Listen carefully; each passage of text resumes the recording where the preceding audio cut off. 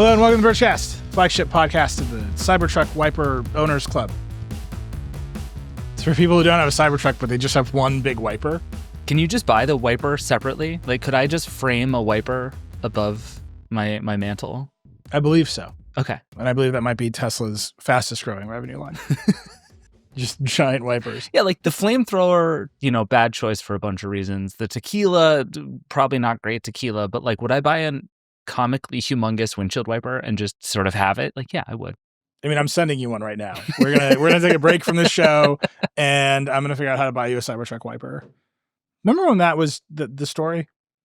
Well, then we cracked it. You and I at South by Southwest, we cracked the case. People still send me photos of Cybertruck wipers. Like, if they see a Cybertruck driving down the street wiping rain, I get tweeted at. It's like, you make a lot of fun of me for being the person who sold everyone on Earth a Books Palma, but yours is weirder. Being the Cybertruck wiper guy is weirder. It is also true that the wiper is not very effective. Look, we're going to talk about the Cybertruck later and Elon and the government, all the stuff. We have to start. By the way, I'm your friend Eli. David Pierce is here. Hello. Warren Feiner is going to join us for segment 2 to talk about the government. Our policy reporter is going to help us talk about the government. You see how that works? We bring in someone who's smarter than us, and then she does the show while we tell jokes. It's perfect. I highly recommend it if you can pull it off. We got to start, though, with breaking news. As we were sitting down to record, there is breaking news in the world of Apple. It appears that they have noticed Siri isn't very good. I can't tell you when this happened or who noticed it, but they're making some changes. David, what's going on? So Apple had its big executive retreat last week. I don't know exactly what they call it. The top 100. Is that very famous? Is that's the name of the thing? Okay. Yes. So I don't know how it works now, but the lore at Apple is that Steve Jobs literally picked his top 100 people without regard for rank or hierarchy or org chart, and making that list was a big deal. And it was Steve Jobs, so he didn't care about people's feelings, so they got left out. It's a very different company now, but that was the lore of top 100 back in the day. First of all, you should make several Decoder episodes about the top 100 phenomenon. But so basically, Apple had this meeting, and by all accounts, lots of reporting, especially from Mark Gurman at Bloomberg, Siri being awful and the sort of general failure of Apple Intelligence was one of the big topics. And coming out of this, what has happened is the person who was running Siri, who was this guy, John Gianandrea, who was overseeing a lot of their AI stuff at Apple. He's a huge name in this space. He was at Google for a long time. He was a big figure in Google's antitrust trial. He is like a person who has seen where all the bodies are buried in the tech industry for a very long time. Reports directly to Tim Cook. Right. It's like this very important person inside of Apple is being taken off of leadership of the Siri project, which is now going under Mike Rockwell, who until now was the one leading kind of all things Vision Pro. And if I understand Apple's org structure correctly, and I'm only like 60% sure that I do, Mike Rockwell reports to Craig Federighi, who oversees all of software, which would mean Craig Federighi now oversees Siri, which is sort of a meaningful coup inside of Apple's org structure. Like, that would be a big shift away from this sort of AI project, which we've seen at a lot of companies sort of slowly annex the rest of the companies. Like Demis Hassabis, who runs DeepMind at Google, is like rapidly becoming the most powerful person at Google because everything is becoming AI and they're just giving everything to Demis, and that's very important. This is a shift big time in the opposite direction inside of Apple, and is the kind of thing that Apple doesn't typically do except to rectify something that is perceived to be broken. Yeah, last week on the show, we talked about Apple delaying the next generation of Siri. I think Apple's org chart is like weirder in that everyone has worked at Apple for 500 years. Yes. And they all just get paid a lot. Yeah. Like it's hard to actually parse out this sort of back and forth between who's in charge of what. Like, Apple is very functionally organized. Mm-hmm. Product marketing, what they call product marketing, is what most tech companies call product management. It's just different than other tech companies. The thing that gets me at this, though, is Rockwell was in charge of the Vision Pro. They gave it to him to get it out the door. He kind of insisted, like around the time of the Vision Pro, he was a face that was popping up. We saw him at events. he was the one who really insisted that the Vision Pro had to get out the door this way. Right. Mark Gurman at Bloomberg has reporting that John Andrea saw Rockwell as his successor, which makes no sense to me. I'm just looking at the judgment that I can see, which is the Vision Pro shipped the way the Vision Pro is. And it's fine. It's a beautiful piece of hardware. It is the most state-of-the-art VR headset at its price point that works the way it does that you can get. It is the best thing of its kind at its price point that has ever existed. It is also not very good. I half agree with that, right? And I think there's a way to look at this that is Apple saying what we need is somebody who will ship the thing, right? And yeah, but sort of tacit inside of that is also saying like the Vision Pro and Siri are in roughly the same stage, which I just don't think is true at all. Like the Vision Pro is a fabulous piece of technology that doesn't have anything to do. Siri is the opposite, right? Like Siri is bursting with interesting use cases. It just sucks. It's like the Vision Pro is like not a bad product. It's just sort of a unnecessary one at the moment. Like it has no jobs to do. And Siri is a bad product. And I think those are actually really different. And I think for Apple to treat them as the same thing, like important technology early in its life cycle, totally not true in AI's case. Siri is 14 years old and sucks. That is not the same thing as the Vision Pro. It just isn't. Sure. Okay. I grant you all that. I agree with all that. For the sake of the argument, my response is the Vision Pro shipped for no reason. Like the error in judgment was saying we can't figure out true AR glasses, which is what we actually want. So we're going to insist that this VR headset with video pass-through that can be effectively defeated by low light is good enough to achieve our vision of mixed reality. And then app developers will flock to us. And then when we get to where we're going and we make real AR glasses, the ecosystem will exist. None of those were the right decisions. Right.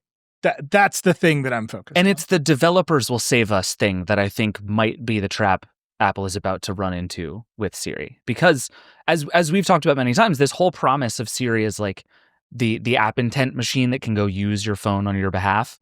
That depends on developers. And so if you're looking at Apple as essentially a company that just makes screens for developers to do stuff on, like that's increasingly what these things are. They're like, here's a chip in a screen, you figure out what it's for. And pay us 30% anytime someone pushes a button. Right. That is like increasingly the story of Apple as a hardware maker.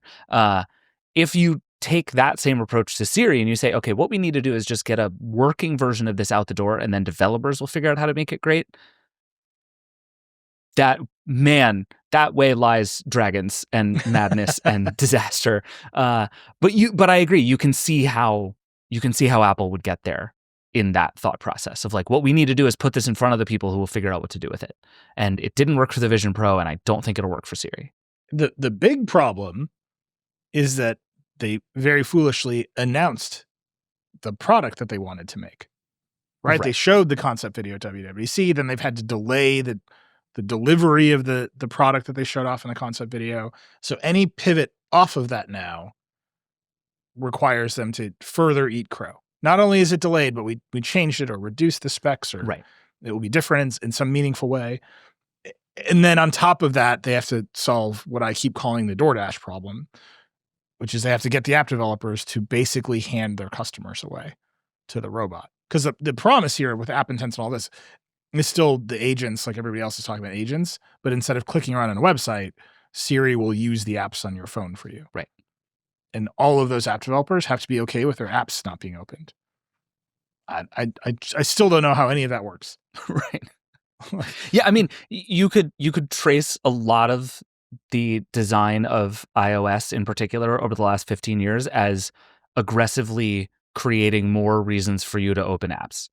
And like, is that the wrong direction for technology to have gone? Yeah, probably from a user experience, but like everything is about giving you more surfaces to show you company logos. Like we were talking about this with the Dynamic Island last week, right? Like one of the reasons developers like it is because now when I'm on my home screen, it's still showing me the Uber icon. And like that's very powerful. And Siri promises, I think for good user experience reasons, but terrible like economy of the internet reasons, to just abstract all of that away. So Apple has to get them on board for this increasingly high risk thing, both because it's bad technology and because it's bad business. I don't see it. Maybe John Andrea just like pieced out. He was like, "You do it, Vision Pro guy." Mr. Vision Pro over here. He's drinking out of cups. That's a deep cut reference. I was going to say, I wonder what percentage of this audience got not that my reference. share, not my problem. If you get that, send us a note. Yes, please. It's very important.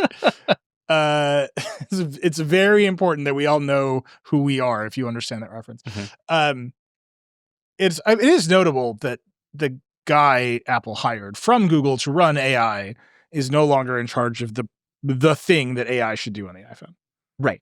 There's AI, and we know that there's AI. I know, right? There's machine learning and neural engines all through the phone, and everyone's always excited about the neural engine cores. But the distribution, the reason no one was worried about Apple is that they had Siri ready to be plugged into these systems that people like to use, and that appears to have landed them approximately nowhere.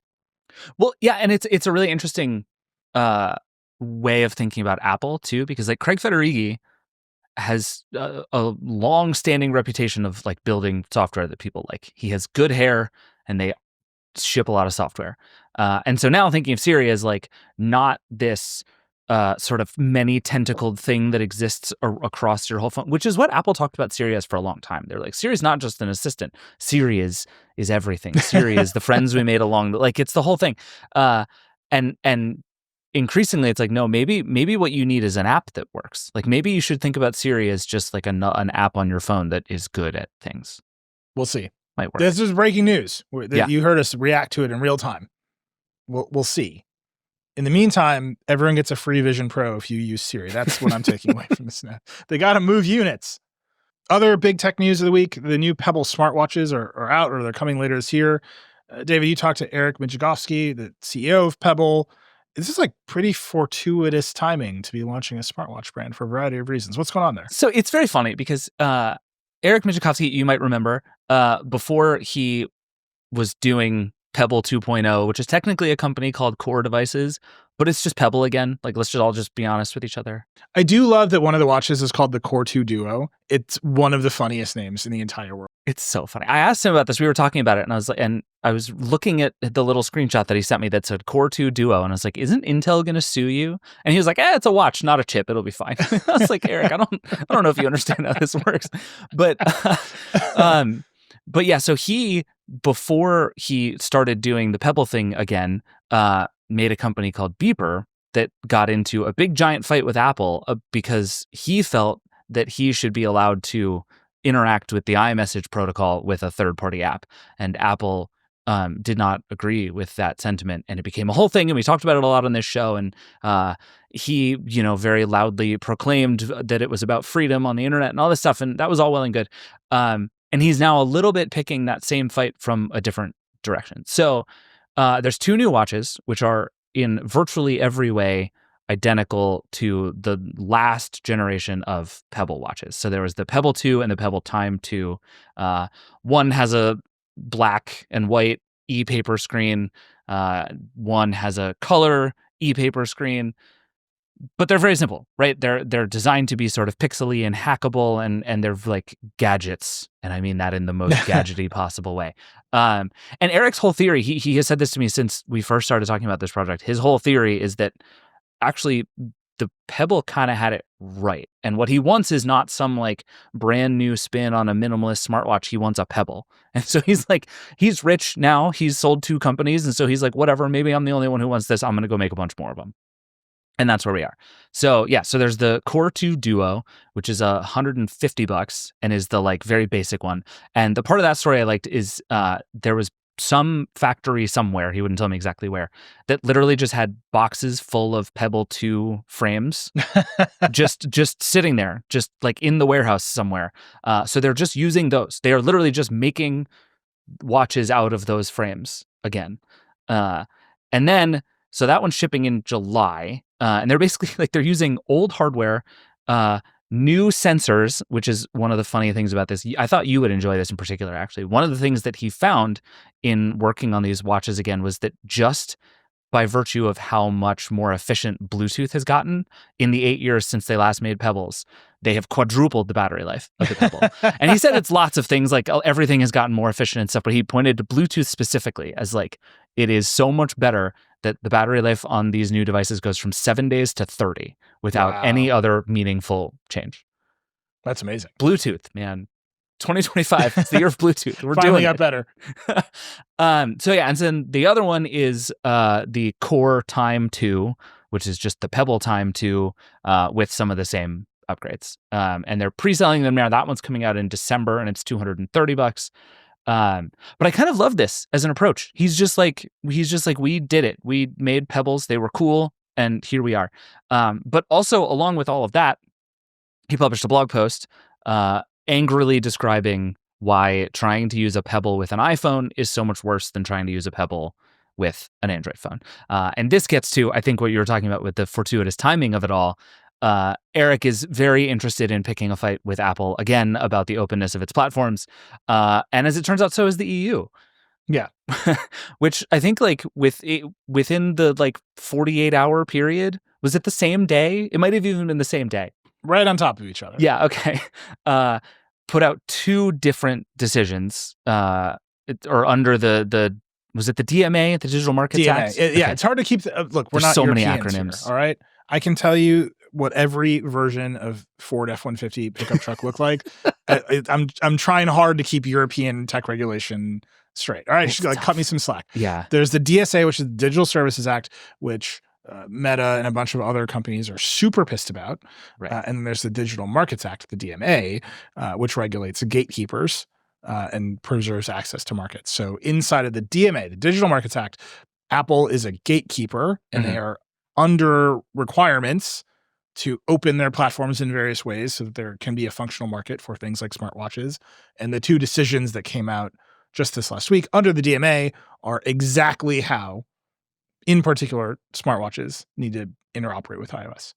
Okay. Yeah, and the one is essentially Apple is now required to give developers more access to some of the iPhone's features, right? So that like that other watches will be able to do things like seamlessly pair or get notifications or share data back and forth in the same way that the Apple Watch can.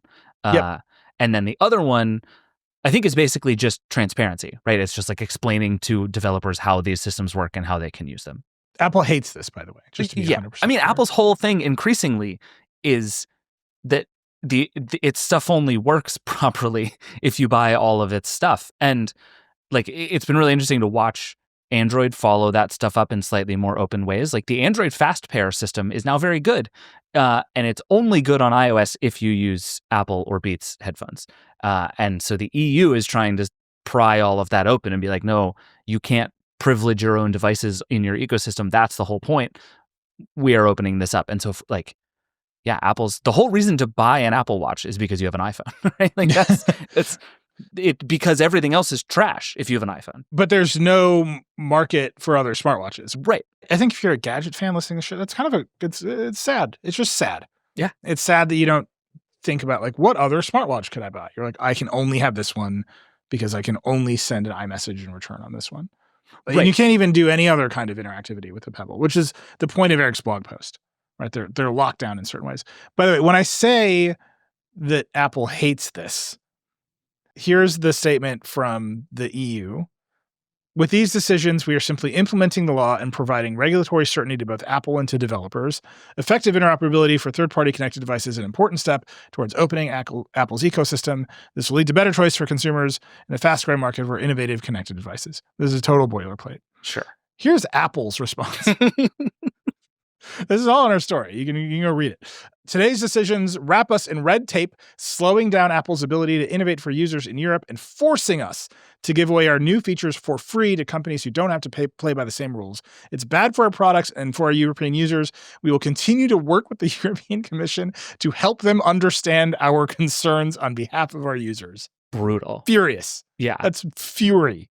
There's also a real like, we're just going to take our ball and go home thing inside of that. Like this statement made me think of, in sort of a weird tangential way, what Mark Zuckerberg always used to say about content moderation, where he was basically like, we invest the most, we try the hardest, we do the most, we spend the most money, and all being this loud and transparent about it gets us is pain. So we're just going to stop. And they totally stopped. And then they stopped. And this is like, this to me is Apple being like, oh, well, we've built all these cool features to make our devices work together, and now you're forcing us to give them to other people. Maybe we'll just stop. It would be amazing if they stopped selling the Apple Watch in Europe. They're like, fine, have this weird Pebble. The threat here seems to be less that and more the next time we think about inventing a cool fast pairing feature, we just won't, because we'll have to give it away. Like, we're going to make our products worse because any cool thing we do, we're going to have to give away. Is like, that feels like the threat to me. And that is a bummer, but I also think is a non-crazy threat from a company like Apple. Yeah, we'll see how these things play out. In some cases, they've played out the way we kind of thought they would. Right, Europe forces Apple to do alternative app stores. Emulators show up. Apple immediately caves on letting emulators into the real app store, or the Apple App Store. I should say, not the real one. I mean, the fact that it's called the real app store is kind of the point, right? Like, that is still where we are. So you just see a little dash of competitive pressure actually forced Apple to respond with things consumers have wanted forever. Right. If that's how it plays out in smartwatches, that's probably good. Yeah.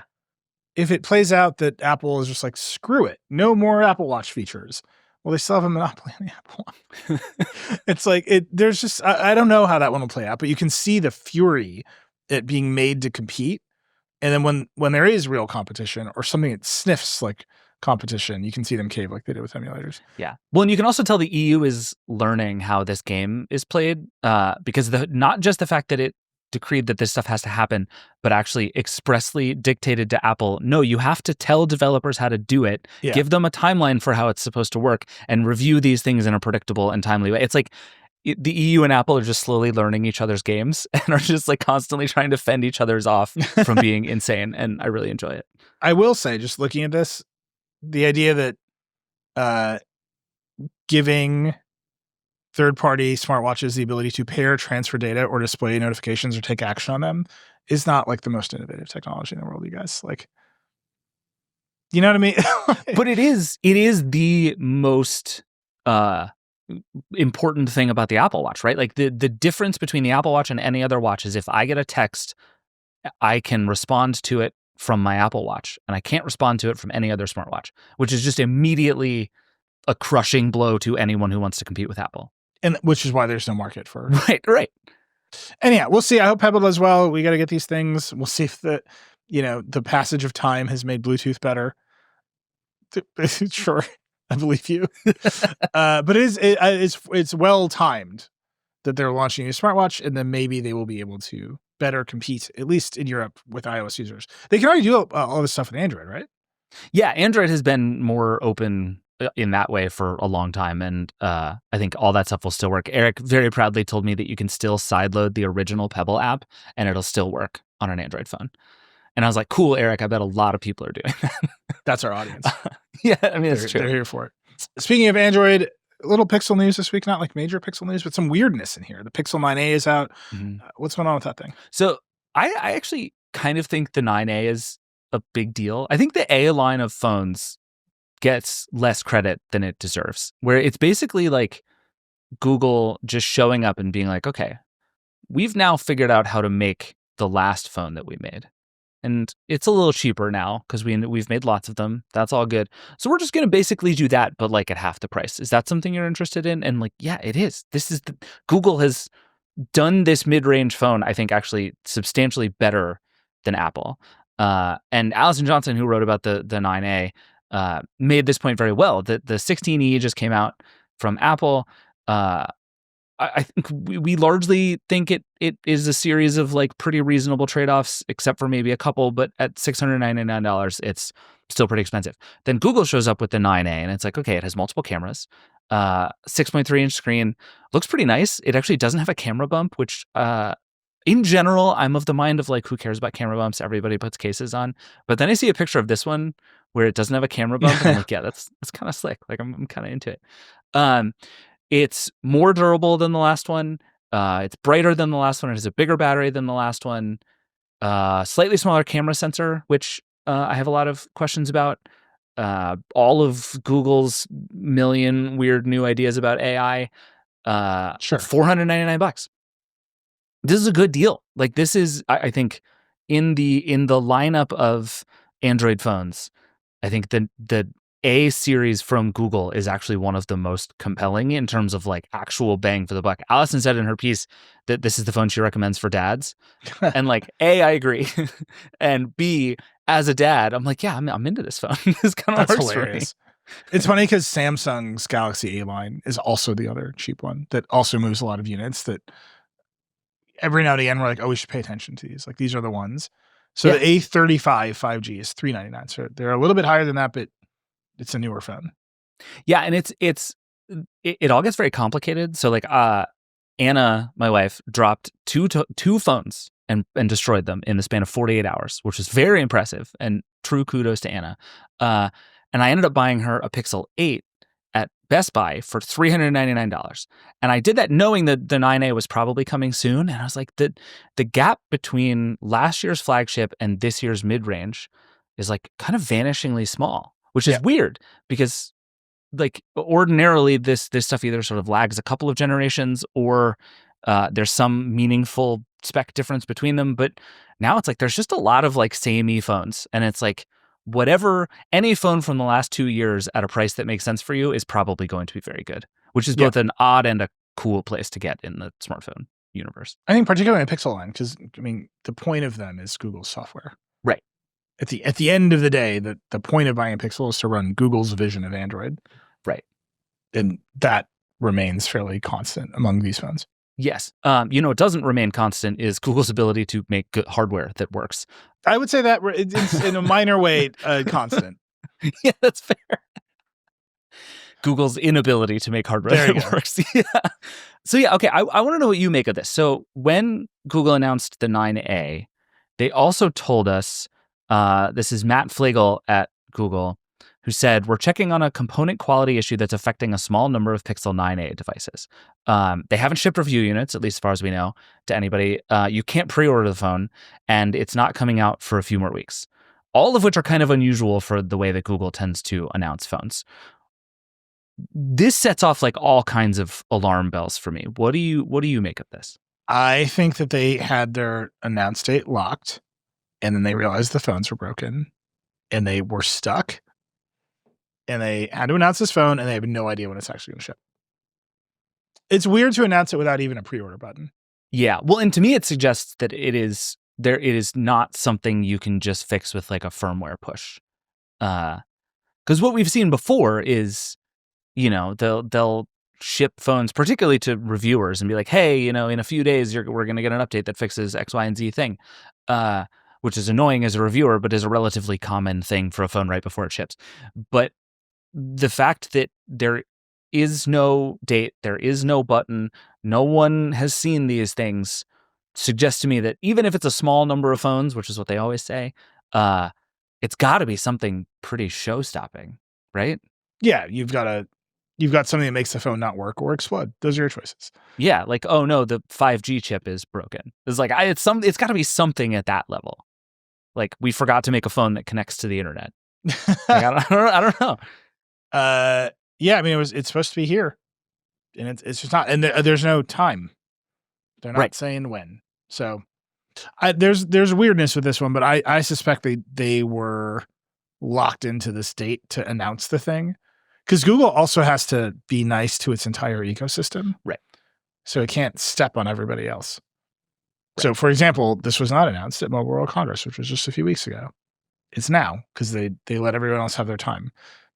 Weird. And so like that's just going to keep happening. So I think they take their window and let everyone else do what they want. Phone delayed means they still have to hit their window. Yeah, that makes sense. And I will say kudos to Google for actually taking this route if there is a real problem. We've seen a lot of companies ship slightly broken things with the promise of it'll be fixed later. The AI will fix it, David. Yeah, right. So at least for Google to be like, okay, we are not going to sell you this thing until we're confident that it won't break. It doesn't make me feel great about the quality of this phone or Google's ongoing hardware team, but at least feels like Google doing the right thing. Yeah, I just wish they had a date. Yeah. They weren't like, we're delaying it by 2 weeks. They're just like, we're checking. Yeah, a phone that launches without a release date should, like, technically the 9A is vaporware. Like, as of right now, the Pixel 9A is vaporware. $500 vaporware. At least it's not $600. It's vapor till it ships. Those are the rules. Yeah. I don't make them. I mean, I made that one, but it's bigger than me now. Yeah, it's vapor till it ships. No matter how mad you get. Okay, let's talk about my favorite piece of phone vaporware. Huawei's Pura X, which one will not ship here. Yeah, it's like a weird sort of geopolitical vapor. Also, it's only a render right now. And then third of all, it's like a wide flip phone. Like imagine a flip phone, but then make it really wide. Make it sideways.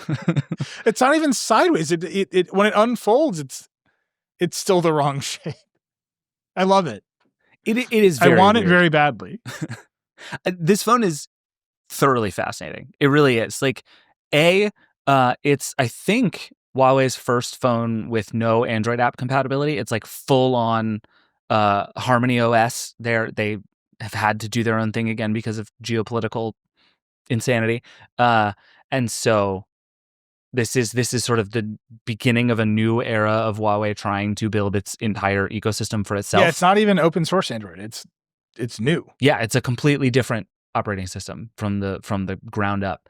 And I really appreciate that instead of being like, here's a phone you really like with new software, let's see how this goes. They're just like, what if we reinvented literally everything all at once? This is also, I should say, justice for the Surface Duo, which was the other bookish unfolding phone that was a ridiculous idea that I nevertheless loved and used all the time. No, but this one, it's wide, but you open it sideways and then you're supposed to rotate it. It goes 90. It goes 90. So you get this weird vertical tablet, but then you close it and you're supposed to use it sideways again. I don't understand a piece of it. I just know that I love it. Yeah. And I want to run Harmony OS next. In Chinese, I suppose, if I have to, but I'm ready to go. Do you remember that phone, the LG Wing? The one with the sort of like it opened up into like a T shape? Yeah. That's what this reminds me of, where they're just like, we're just going to come up with every possible way you could use a phone, and we're going to make it slightly weird in every orientation. Like, do you want that? I love it. I love the fact that it runs its own weird operating system that we basically China had to build because of trade restrictions. And there's its own weird AI system in there that even Jensen Huang is like, yeah, it's pretty good. Yeah. All right. If you want to send us a weird Huawei phone, legally, illegally, if it arrives, we'll use it. I'll just say that. Actually, I think Dom Preston in the UK is probably going to get this for us. Yeah. We'll find a way. But I'm excited about weird phone form factors as always. Lastly, in this segment, we should talk about NVIDIA a little bit. They just had a big conference. It was GDC. NVIDIA had GTC. Jensen was on stage, made a lot of noise about chips. David, you said you had a theory here. I do have a theory here. I have a recommendation then a theory. The recommendation is that everybody should go watch these Groot N1 humanoid robot videos that NVIDIA is putting out. They're wild. And I think we all have spent, 10 years seeing the Boston Dynamics videos where the robot that looks like a dog can do backflips. And it's like, that's all well. This is like a whole other thing. This is like, we didn't write about a demo we saw of these because we just assumed it was a person in a suit. Like and I'm still not convinced that's not what's going on. But that's how convincing some of these demos have gotten. And they're really fascinating. But the theory I want to throw at you is I think NVIDIA has stolen Apple's thunder as the most important product launch company right now, which is bonkers for a company that mostly announces chips. But in terms of like, I don't think you're going to tell me it hasn't hit the, like, they cover it on the local news thing. And that's true. But in terms of like people who care about technology, there is so much enthusiasm now around everything that NVIDIA does. And they have these things in like stadiums with thousands of people. And it's this huge personal event in a way that Apple now just like releases infomercials, which I think has sort of hurt the excitement of those announcements. But NVIDIA is like deeply like sexy and cool in a way that I think Apple used to be when it talked about new products. Yes, I agree with this. I also think that it's a small community of people. Like, who really care about it, and then there's like a lot of people who own NVIDIA stock who want to see number go up. That's fair. And what I wonder about this is, do you think until NVIDIA starts making itself some kind of like mainstream hardware, can it ever be that cool, mostly as a chip maker? Because I look at these things in like the what was it? Project Digits is now the Spark, this little like AI supercomputer thing that they're making, and I'm like, there's a world here where NVIDIA like really wants to make a consumer product that people care about to get that next level of like interest and excitement. But then all their money is in data centers. I think their consumer product is ChatGPT. That's fair. Yeah, I mean, like, Yeah. their consumer product is Grok or whatever else is running a bunch of NVIDIA chips in data center. Like, they're happy with that. The comparison that I would make to you is Intel, which just this week got a new CEO who's going to try harder, I suppose. But Intel's years in the woods were marked. Like, we knew the end was coming for Intel because they didn't do the iPhone. They were bad at mobile. And every year we would go to CES or whatever, and Intel would be like, here's a vision of the future powered by Intel chips. And you'd be like, are you going to make any of this stuff? And they're like, no. That would be the end of it. Right. Like, every time it would be the end of it. And they couldn't make the leap to being a consumer company because I don't think that's in their DNA at all. And then nobody wanted what they were selling. Like, quite literally, nobody wanted what they were selling. And so you ended up at a place where it's like, I saw the future of 10,000 drone fireworks shows. That's Intel's future. And that's what they were showing for years because they had the technology to make that stuff. But that wasn't the next turn. I don't think NVIDIA wants to be in that place where they're like, here's a vision of what you might build with our stuff. There are like small hints that it does, though. There's like the Shield is a weird consumer product, but a consumer product. And they're like doing the GeForce thing and they have the digit stuff. It's like it seems like there is like one executive inside of NVIDIA who's like, what if we made the products ourselves? And they keep losing the fight in the meetings. But then, I don't know. It just feels like well, first of all, the NVIDIA Shield hasn't been revved in 500 years. And I know even by talking about it, we've summoned the NVIDIA Shield people. Yeah, we're going to get emails. Welcome. You know, we love you. You're safe here. It's old. I'm just letting you know it's old. It was always a little bit crankier than any of you wanted to admit. Also, the Plex just changed its rates. I don't know what you all are going to do now. They're increasing prices. It's tough out there. Big news. I see that they wanted to package some of their core technology in ways to indicate like, oh, there's a real market here. But the Shield was never going to go after the Roku, right? Like that was not going to happen. And I think it's the same. Like, that's what I mean. The Intel comparison I'm making is Intel kept trying to invent a new market because it had lost the old one. Right. Whereas NVIDIA it is this market. Right. It literally, Jensen standing on stage talking about the price performance ratio of inference on NVIDIA GPUs and how no one can compete with him. Right. And so maybe the fact that it has become such a huge event is less about how important NVIDIA is and more about how much it owns that market that everyone is obsessed with. Yeah. And I think the point he's making is you can't compete with us. Like, it was like, what if everyone on Earth cared about laptops when Intel was like at its peak? Yeah. And there's a lot of hype in AI. Yeah. So I just feel like I think it would be a miss for NVIDIA to be like, you can run the models locally. I think what NVIDIA wants most of all is for Amazon to feel like they have no choice but to buy NVIDIA GPUs for their data centers. And that was kind of the argument. You should go watch the thing because it's cool. But that was more or less the argument Jensen was making on stage. Yeah, I bet that. All right, we got to take a break. We're going to come back with Lauren Feiner. Boy, a lot of things happened in what I have taken to calling the computer coup. It's good. Think about it. We'll be right back. Support for the Vergecast comes from Shopify. If you stop to think about how much work it takes to start your own business, it's kind of amazing that so many people give it a go. The whole thing seems absolutely grueling, but one thing's for sure, you need a team. And if you want to add an essential piece to that team, a platform you and your customers can rely on, you might want to check out Shopify. Shopify is an all-in-one digital commerce platform that wants to help your business sell better than ever before. It doesn't matter if your customers spend their time scrolling through your feed or strolling past your physical storefront. Shopify says they can help you convert browsers into buyers and sell more over time. And their Shop Pay feature can boost conversions by 50%. There's a reason companies like Mattel and Heinz turn to Shopify to sell more products to more customers. Businesses that sell more, sell with Shopify. Want to upgrade your business and get the same checkout Mattel uses? You can sign up for your $1 per month trial period at shopify.com/Vergecast, all lowercase. That's shopify.com/Vergecast to upgrade your selling today. Shopify.com/Vergecast. We're back. Lauren Feiner's here. Hey, Lauren. Hey. How's Washington D.C.? Are the vibes good?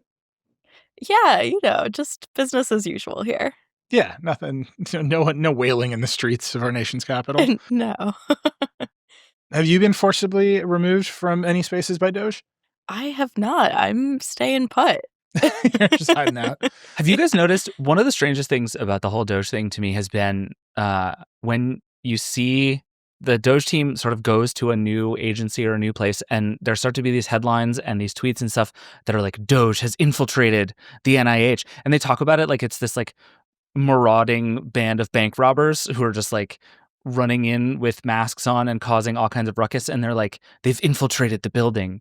And it's become this very strange, like, militia that is just like running around DC, entering buildings. And I'm realizing as I say this that all these metaphors actually kind of work and are true, but it's a very strange phenomenon. You can see the realization just coming over your face as you were talking out loud. I will say this week, the theoretical administrator of Doge, Amy Gleason, revealed in a filing with the court, this is true. She said Doge has 89 people, but they have no formal org chart or front office.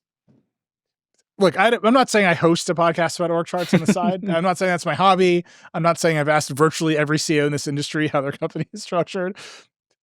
I'm saying I started The Verge with a bunch of friends. David was like employee number 1, and we got to 10 people, and we were like, oh, we need some fucking structure. Mm-hmm. Like, you cannot have a totally flat 89-person organization that is infiltrating the government. Like, it's nonsensical on its face. That's all I'm saying. But it's true they're infiltrating things. Actually, Lauren, before we go into the computer coup, can I briefly talk about my favorite nonsensical Doge-related story? Please. Do you mind? Okay. So, as you might expect, Elon's real hype on putting Starlink everywhere in the government. It's just what he wants. I don't know. It's what he wants. Lauren, I've never lived in DC. My sense of our nation's capital is that ISPs are thick on the ground. Like, you can get internet access in Washington, D.C. Yeah, I'm talking to you from an internet connection right now. There you go. It just seems very easy to get internet access in D.C. Like, in most places, you're not in the woods or on the battlefield. Yeah, no, it's like a city. Like they solved that problem. David lives there too. Uh-huh. Yeah, it's like a whole thing. Yeah. So they've added Starlink to the White House. The New York Times reported this week. They've added Starlink to the White House, but they haven't actually added Starlink dishes to the White House. The Starlink dishes are in a data center that's miles away, and then the access to Starlink is being piped in over existing fiber to the White House, and then there's a Starlink network at the White House. Already confusing, right? Isn't that just nothing? And then we asked the White House, and Carolyn Levitt, who I'm sure all of you have seen on social media or television, she responded that the goal is to improve Wi-Fi connectivity at the White House. The White House is working to improve Wi-Fi connectivity. Nonsensical on its face. Like, I knew when we wrote this story that our audience would be mad. If you want to improve Wi-Fi connectivity, you just add more access points. You run, maybe you do some mesh networking. Like, if you like, it's really wild, but I'm confident the White House has the ability to run cables through the White House complex and put up more access points. Do you think if the New York Times had run a story that was like, the White House put up a bunch of Eros around the West Wing, we would have been like, oh, cool. Yeah, they put up that new outdoor Eero Pro 7. Yeah. Everyone loves it. It's great. It's inexpensive, but you get all the bands. No, I don't know. But I'm confident the federal government has IT contractors. So if your goal, just think about this. My goal is to improve Wi-Fi connectivity at the White House. That's what I'm going to say. I'm going to have Carolyn Levitt email theverge.com and say the goal is to improve Wi-Fi connectivity at the White House. And the mechanism by which we're doing that is we're putting Starlink dishes miles away at a different data center. What It's every part of covering this administration involves this, like just straightforwardly this, where you have to look at it and say that, it doesn't make sense, right? And then they bluster back at you, and that's the end of that conversation. Anyhow, there's Starlink at the White House now. It's probably insecure. It's probably being hacked by the minute, and the goal is to improve Wi-Fi connectivity. Sure. If anyone, by the way, the story got posted to Reddit. Thousands of comments from angry tech nerds on Reddit being like, that's not how you would improve Wi-Fi connectivity. You would just add access points. That's what you would do. So I think Elon just wants his own network. That's my firm belief, is that he wanted a network outside of the government's sort of IT security protocols. Maybe he realized his gaming PC wasn't getting quite the lag he was hoping for. So he's like, I can upgrade my ping if I could just get the Starlink If I can use satellite internet. Yeah. I don't know, man. It's a weird one. Speaking of Starlink, more importantly, the guy who ran the BEAD program, which is the federal rural broadband program that was part of the Inflation Reduction Act that Biden passed, he quit. As you do. His name is Evan Feynman, and he said that the Trump's administration's overhaul of the BEAD program would lead to deeply negative outcomes because they would favor Starlink. Lauren, I know you've been kind of poking around at this. What's going on with this one? Yeah, I mean, I think this is, one of the things that everyone is keeping an eye on to see, is Elon Musk's involvement with the government going to have tangible effects on, how his businesses fare when it comes to interactions with the federal government. And, I think how broadband is deployed across the country is one of the most obvious areas to look for that. So, this is a major program that's meant to expand broadband access in rural areas. And, it's kind of placed a lot of emphasis on fiber. So the more that we see that shift to satellite, the more that SpaceX stands to benefit from that. In his email, when he announced he was leaving, Feynman said the overhaul of the BEAD program to favor Starlink would strand all or part of rural America with worse internet so that we can make the world's richest man even richer. Yet another in a long line of betrayals by Washington. The thing that strikes me about this is it's not like the BEAD program has of yet been a stunning success, right? The criticism is you spent all this money on broadband and no one got any broadband. And then the argument, Lauren, as far as I understand it, is, well, we gave out the money and now they got to do it. What's the holdup? Yeah, I mean, I think the holdup is there's kind of a lot of red tape here. It's, this is a big undertaking for the government. There's a lot of different ideas about how to do things. So this has been a long process in general, not just because of all the changes recently. But I think there's a lot of fear that, adding more changes at this stage will just drag things out even further, which no one really wants. All right. Well, we'll keep an eye on this. I do think, and I know everyone's the Starlink people will find me. They're going to team up with the NVIDIA Shield people. It's true that I think wired internet connections are superior to wireless internet connections. I'm sorry. We like wires and we like buttons. These are like two of the foundational beliefs of The Verge. It's also true that Comcast is an ISP and it's an investor in a parent company, Box Media, but they hate me. So it's like I just think Ethernet is a superior, more reliable than Wi-Fi, and I think fiber is more secure and reliable than satellite. It's just how it works, man. So we'll see. Right? I think, Lauren, we're on the wait and see phase of what's going to happen with BEAD. I think that's right. All right. There's a number of other things that are sort of in this wait and see zone. TikTok is one of those, right? The Supreme Court said it was banned, it was constitutional for the law that banned it to have banned it. And then Trump took office and he said, nah, don't worry about that until April 5th. It's almost April 5th. What's happening there, Lauren? Yeah, so I think the short version is that we haven't really seen anything come of this so far. TikTok's in the same ambiguous position, but, all the companies that service it have decided they're, pretty much good enough with the legal protections that the Trump administration has offered so far, even though it's technically illegal to service the company at this point, now that it's past the ban deadline. But we're hearing that Oracle is trying to swoop in and save TikTok from a US ban. And if that sounds familiar, it's because it kind of tried to do this before.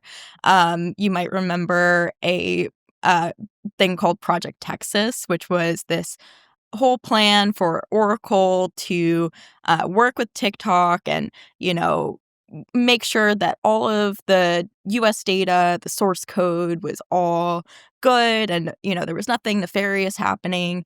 And, after TikTok rolled out this huge presentation about Project Texas, lawmakers were like, well, we still don't think this is enough.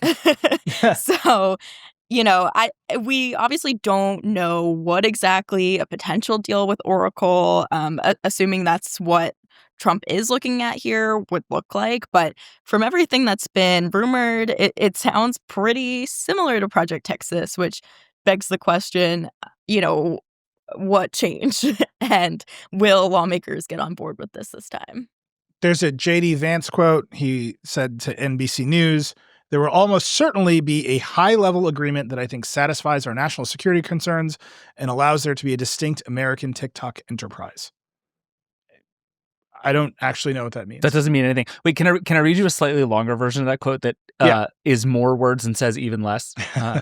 He says, "We'd like to get it done without the extension. I think the question is, what is the equity ownership of the new joint venture? How do you do the contracts for all the investors, the customers, the service providers? The deal itself will be very clear, but actually creating those thousands and thousands of pages of legal documents, that's the one thing I worry could slip. Do you know what that list comprises? The deal." He just described, we're going to have the deal done. We just might not have the deal done.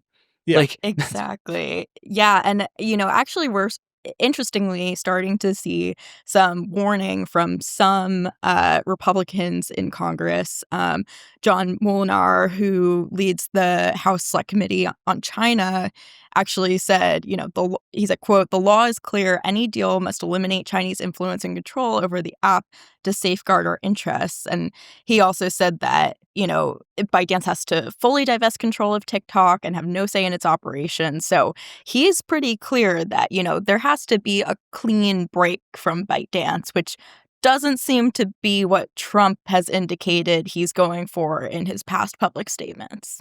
Is it possible that this just works out to be essentially a redux of the whole Project Texas Oracle deal, but they're going to spin it in a more politically advantageous way and then just ram it through whatever they have to ram it through because they feel like they can? Like this feels to me like they're just going to say, Oracle, fix it, and then just yell loudly at whatever Congress people they need to make that workable. I think it's certainly possible. I think it puts a lot of Republicans in a really tough position because I think the whole concern with Project Texas before was like, this doesn't get at the fundamental issue we have with ByteDance owning TikTok and, potentially still having a say over their operations and, potentially, as the argument goes, giving the Chinese government some sort of access point to U.S. user information or to, kind of change the levers that are being pulled over, what content is surfaced to Americans. So, if that doesn't change, then it puts a lot of Republicans who I think, despite what you might believe about the validity of that argument, I think do seem to really believe that puts them in a tough spot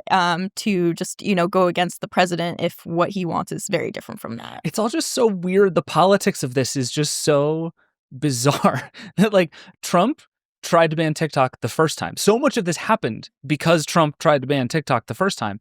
And then it became this incredibly bipartisan thing. Like, Nilay, you and I have argued about this on the show 100 times now, but like the fact of the matter is a bunch of senators got this briefing and then voted 50-0 to ban it. Like,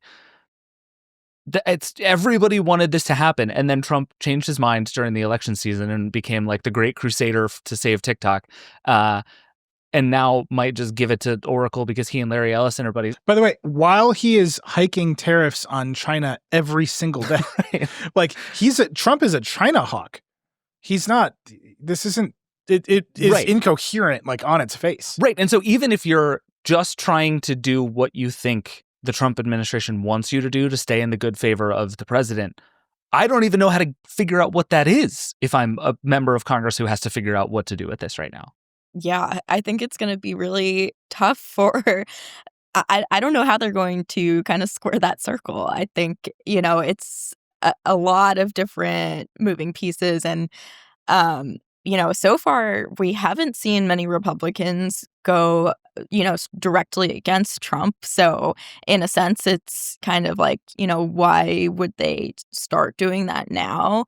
On the other hand, this is something that an overwhelming number of lawmakers, including Republicans, voted for and, seem to really believe in, even despite pushback from their own constituents. So, to just completely do an about face on that would be really stunning. Yeah. We'll see. There's a big April coming up, right? It's TikTok ban. There's the big antitrust trial for Meta, where the stakes are splitting off Instagram and WhatsApp. There's the Google search remedies trial. A lot of things are going to happen. More tariffs. More tariffs are going to hit. Can't forget tariffs, dear sweet tariffs. Soon, all of Canada will be illegal. From what I understand, it'll just be criminal to even know about Canada. That'll be ironic. Another deep cut right there. Sorry. I thought of a famous Canadian, and that's what happened to me. I'm so sorry. We're going to see. We a couple weeks from now, I think the world will go a wee bit topsy-turvy, especially as it relates to tech. The world is already topsy-turvy. Lauren, I think the big story of this week is what happened at the FTC. So if you're staring at, okay, next month we've got some big antitrust trials. One of them is the Meta trial. That one is being led by the FTC. We've got some enforcement actions against Amazon. The Trump FTC, the Federal Trade Commission, has not been soft on these companies. They've been pretty aggressive. They've held up Lena Khan's merger guidelines. But at the same time, Trump illegally fired 2 Democratic commissioners this week. Like, the law there is very clear, and he just did it anyway. What is going on there? Yeah. So, this week, Trump fired the 2 remaining Democrats on the Federal Trade Commission, which was, a really sudden and shocking thing to do because there is Supreme Court precedent where, a president had tried to do pretty much exactly that. And the Supreme Court said you can't do that because the Federal Trade Commission is an independent agency, even though it's, technically part of the executive branch. And, FTC commissioners have to be fired for cause, essentially. But that doesn't seem to be what was done here. And now there's 2 remaining Republican commissioners at the FTC. Just to be clear, the Democratic commissioners say, they don't think they can really be fired. So they're, pretty much saying we're still commissioners, or we should be. And then we have a 3rd Republican commissioner who's set up to be confirmed at some point to the role. So, what makes this even more confusing is that Republicans already would have a majority on the commission. So Democrats wouldn't really be able to sway how a lot of decisions come out. But, it's kind of just getting rid of this dissenting voice, or, maybe a voice that would be able to sway some commissioners a little bit one way or another. It does seem like one of the reasons for this firing is to set up the Supreme Court challenge that would overturn, I think it's a 100-year-old Supreme Court precedent called Humphrey's Executor. Sarah Zhang, our features editor, and I keep joking that everything we learned in law school is valueless. Like, you learn this case in law school. It's just like, how does the government work? And like, it's on the list of cases you read about what you can and can't do. And this one is very much, it's like on the nose. The president can't fire FTC commissioners. You just can't do it unless there's cause. And here he didn't have cause. You just fired them. So it's illegal. Like, the law is clear, and he did the thing that the case says you can't do. But you do that on purpose because you want to go to the Supreme Court and get the law overturned, which this Supreme Court is very willing to do. So it's a very odd limbo, right? The thing that gets me, though, is this FTC is still set up to be extraordinarily hostile to tech companies. Like, what, outside of we're running this legal challenge to chase down this idea of the unitary executive where the president is basically a king, which is a thing. Like, the Federal Society has been pushing this idea for a long time. Outside of that, doesn't it seem like they're losing their credibility to go after the tech companies the way that they've already wanted to. Like Bedoya, one of the fired commissioners, is like, I got fired because I criticized Jeff Bezos. But then you turn around and Trump loves to criticize Jeff Bezos. Like I kind of don't understand the goal here. Yeah, I think that's been kind of a big conundrum with this one. I think on the one hand, maybe Trump kind of made this decision outside of those considerations and said, I just want to make sure I have full control over the FTC. On the other hand, it's concerning because if, you have an FTC that does want to go after legitimate issues in the tech industry, and you have a Republican chair who says he wants to take on the tech companies, I think one of the commissioners actually said something to the effect of, Ferguson, the Republican chair, is interested in going after tech, but what happens if he gets a call from the White House saying, don't go after this executive who is becoming friendly with the White House? So, I think it just calls into question the whole idea of the independence of the agency, which is something that Trump has already tried to assert power over in, issuing an executive order, kind of trying to exert more supervisory influence over independent agencies. So, I think this is just it's more about it being another step in the direction toward controlling what are supposed to be independent agencies that are able to kind of follow the facts where they lead and issue enforcement actions. And the continuance of that is being called into question now. Yeah, it seems dead certainty that this case will end up back before the Supreme Court, and we will end up writing an explainer about 100-year-old Supreme Court precedents that get overturned. But the context is this is how the government goes and regulates a Meta or an Amazon or seeks a breakup of these companies in one way or another. And if you make that politics, then you get real corrupt real fast, right? You get real stupid real fast if that is now a horse-traded negotiation as opposed to here's the antitrust law that's being applied. Like I'm struggling to articulate this, but the thing I want to say is, like, if you make everything this political, you get stupid. You just lose your grasp on reality because everything has to be politically expedient or politically coherent, not logically coherent. And this one to me is just like, they had the votes anyway. But if you're the Trump administration and you're in a phase of testing your own invincibility, maybe it's pretty useful to make everything politics, because then everything runs through you specifically, and you get to horse trade anything you want. And I think, like, one of the strange things about this is the Trump administration in certain ways is incredibly business friendly, and a lot of the reaction to this has been, this is what an incredible victory for all the rich people out there who are now not going to be regulated in any meaningful way, except the tech companies. Like, the FTC loves business and wants to tear big tech to the ground. And I think that whole cognitive dissonance is very loud inside of all of this decision for me. It's very strange. Yeah. And even we mentioned that Google remedies phase of the search antitrust trial is coming up. That case was started in Trump 1, carried out under the Biden administration. Phase 1 was won under the Biden administration. And now the remedies phase, what are we going to do to Google, will be handled by a new Trump administration that is just like a meaningfully different footing. Like, the last Trump administration antitrust posture was literally, we will find a way to broker a deal for T-Mobile to buy Sprint. Like, we will arrange this to happen. Boy, do I have feelings about that.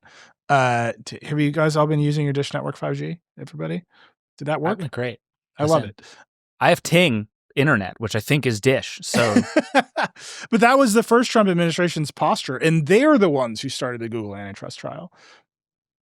This new Trump administration is way more aggressive, right? They've picked up a lot of the pieces from the Biden administration's posture towards the tech industry, and they're carrying it out. And it's just, there's a part of this where, oh, that's great, go regulate tech companies. And there's a part of it's, we've been calling it gangster tech regulation, where they're just going to, I don't know, like, Mark Zuckerberg's going to show up and be like, I made you a solid gold Porsche, and that'll be the end of it. Like, he gets to keep Instagram. And this level of politics, I think, makes you dumb. Speaking of dummies, Lauren, welcome to the Vergecast. Now you can hear me complain about Brendan Carr.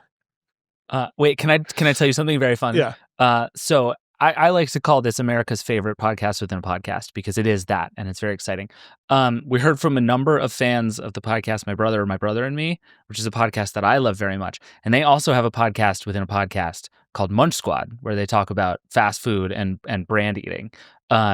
So we now have a podcast enemy, and it's Munch Squad. And I just wanted to tell you that because it's very exciting. These are now, it's a heated race for America's favorite podcast within a podcast. And I vote Brendan Carr. I can't believe I can pull this transition off, but I can do it. I'm going to do it. You ready? So I believe on the Munchcast, they have talked about Reese's peanut butter cups. They have, yeah. We'll get to Brendan in a second. Welcome to Brendan Carr as a dummy, America's favorite podcast within a podcast. FCC Commissioner Brendan Carr is a notable dummy. His predecessor, Ajit Pai, in Trump 1, loved to drink out of a giant, oversized novelty Reese's peanut butter cup. They had a huge coffee cup, Reese's logo on it. It went everywhere he went as he tore down consumer protections across the country, made internet access more expensive and worse for everybody.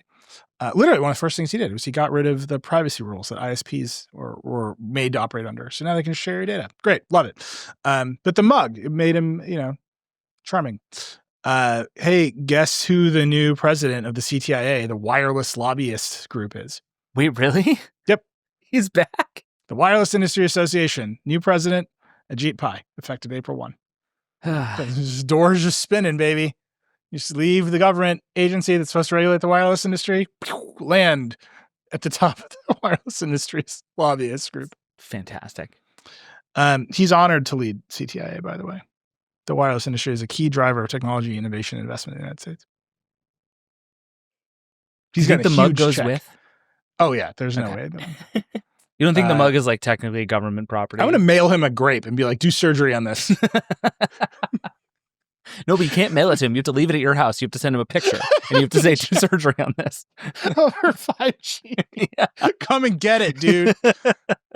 I'll be here waiting. All right. So Brendan, this week it was revealed that he sent a letter. He's investigating 13 public radio stations, including WBEZ, which is This American Life.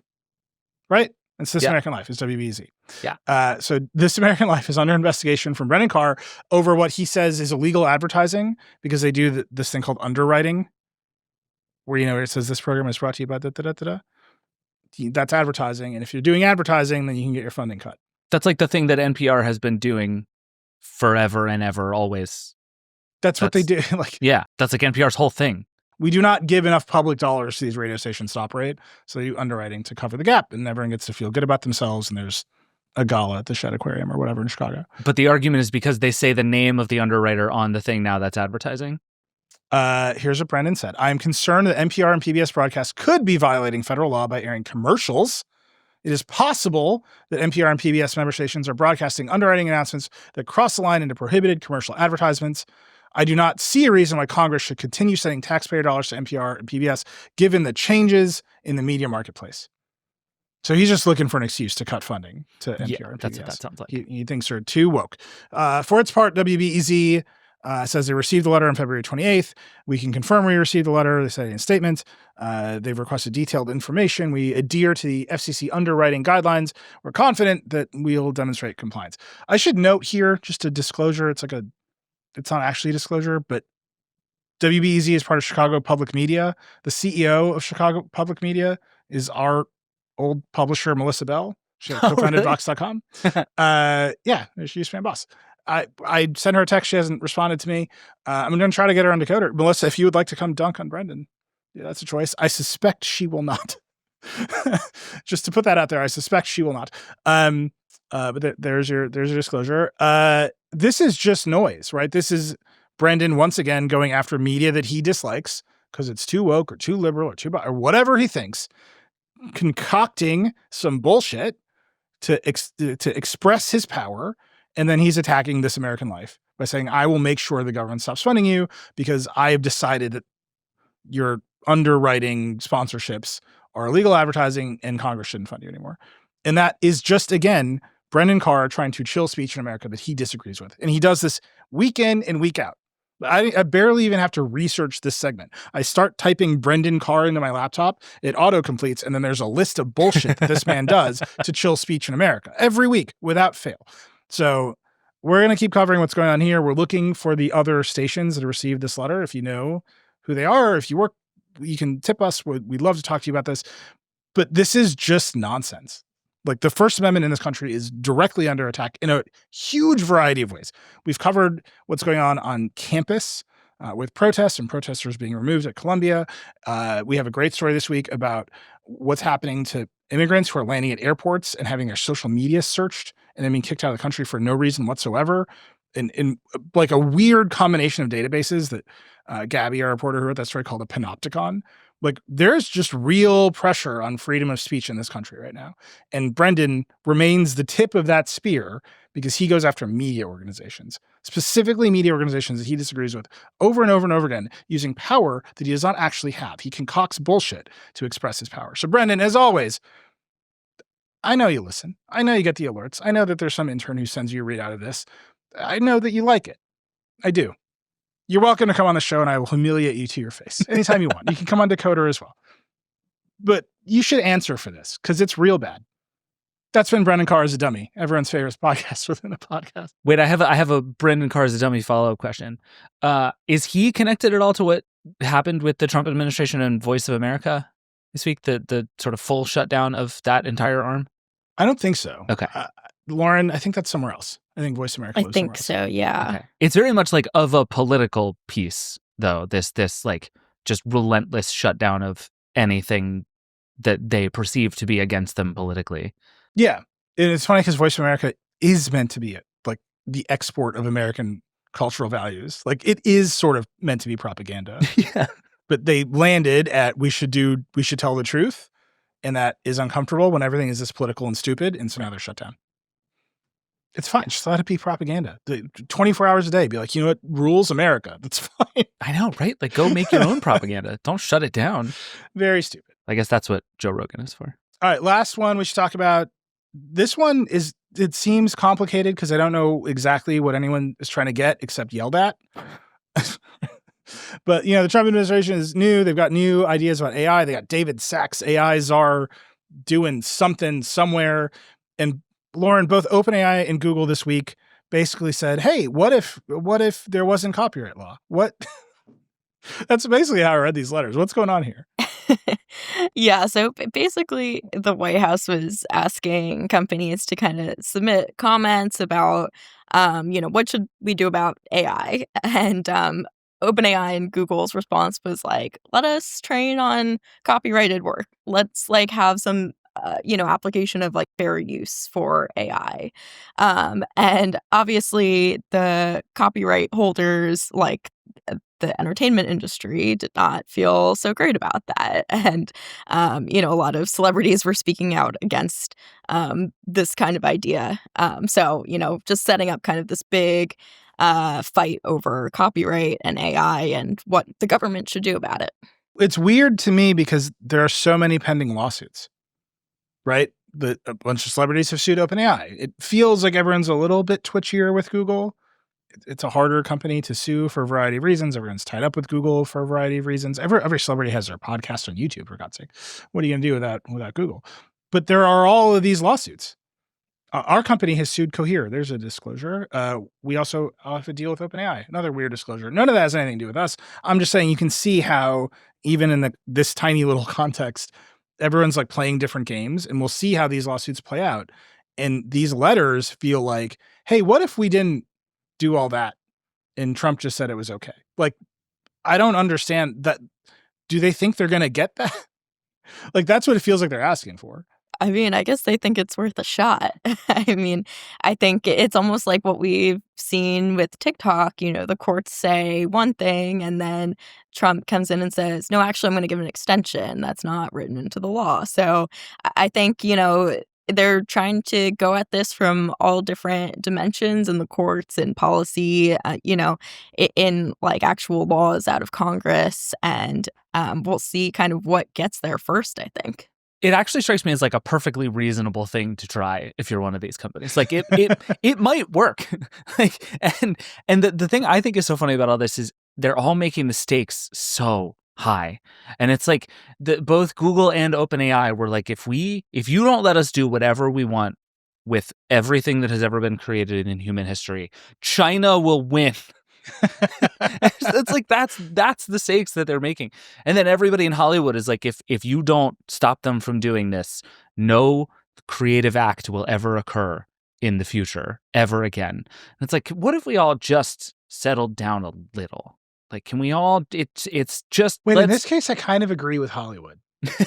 I mean, like, if you want me to pick a side, I'm on Hollywood's side, and it's not like, close. It but is true that the number of movies is going down, right? Like, it's true that we all have to pretend Severance is like 10 times better than it is because it's the only good thing. Okay. Do you know How what I mean? dare you? First of all, like, there's nothing as good as that to compare it to except The White Lotus, and now we all have to pretend that shows in which nothing happens are like the peak of all cinema.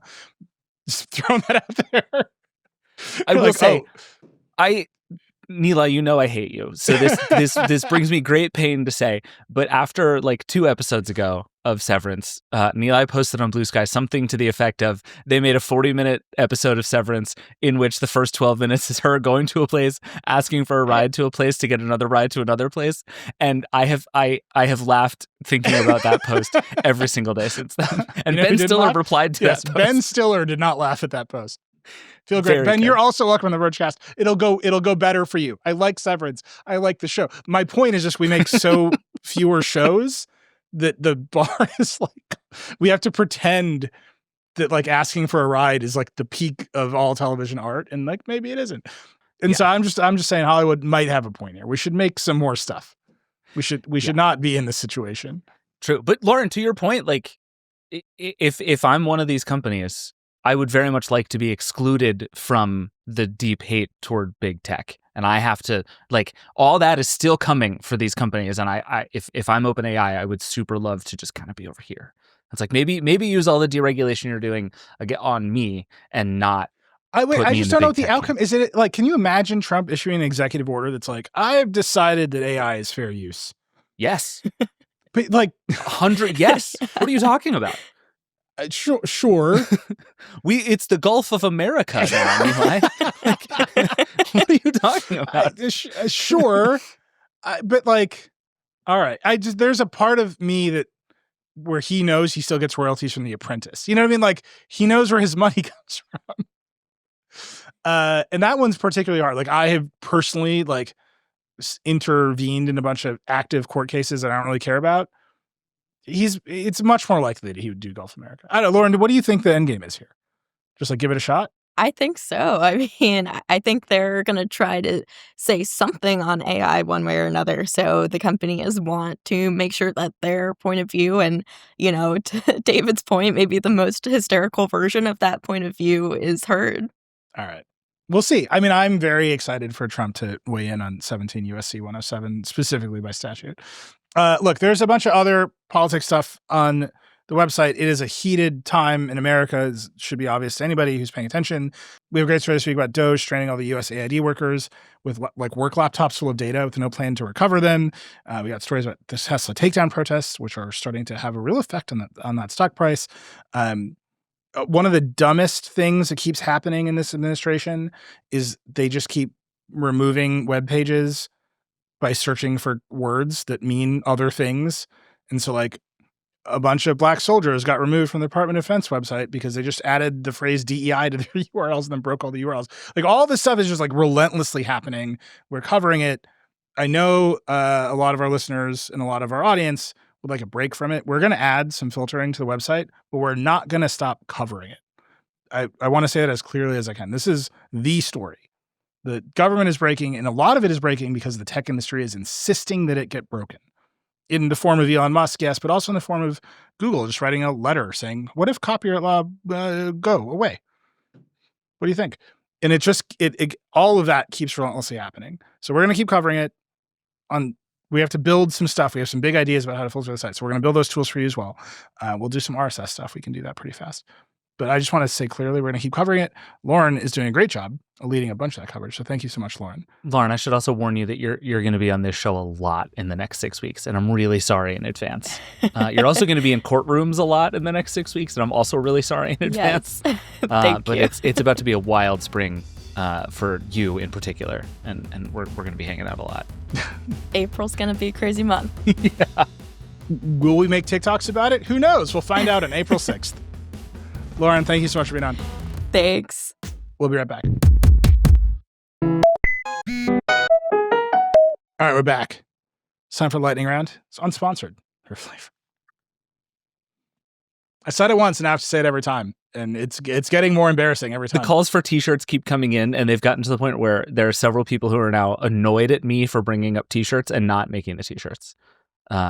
If you have an unsponsored for flavor t-shirt design, I would love to see it. That's all I can tell you. I don't know. I have no promises on what will happen with it. But I personally want both an unsponsored for flavor shirt that looks like I'm an unsponsored skateboarder, and I want an Everything's Computer t-shirt. I can't promise that either of those will exist or that we will do them, but I want them both in my life very badly. I understand. I mean, the implication is that when we're sponsored, there's less flavor, which is just not, I would repeat to everyone, it's fine because we exist in the creator economy writ large. And I think for many folks, the sponsorship does reduce flavor. But that's not us, because we have this annoyingly precious ethics policy. Right, it's just a different flavor. That's all. Yeah, I still directly challenge FCC commissioners to humiliation rituals on the show. You can sponsor it or not; it's going to keep happening no matter what. All right, I was going to be brought to you by the FCC. If we can ever pull like an executive from an ISP on one of our shows, I'll be like, review unsponsored for flavor. All right. I wanted to stop talking about Elon and politics, but the first item in the lightning round, it demands it. There's no other place in the show for this sentence to go. Tesla recalls more than 46,000 Cybertrucks after trim starts falling off. Is that all of them? It seems like a lot of them. It does. It sure does. I don't think they've sold a lot. They've been sitting on lots. We've known the trim has been falling off for 7 months. YouTubers are making videos about the trim. It's the triangle piece. It's just glued on there, like the part that goes over the window. It's been flying off these cars since the first day. Like, we've known for a long time that this piece falls off the cars. And we're only getting the recall now.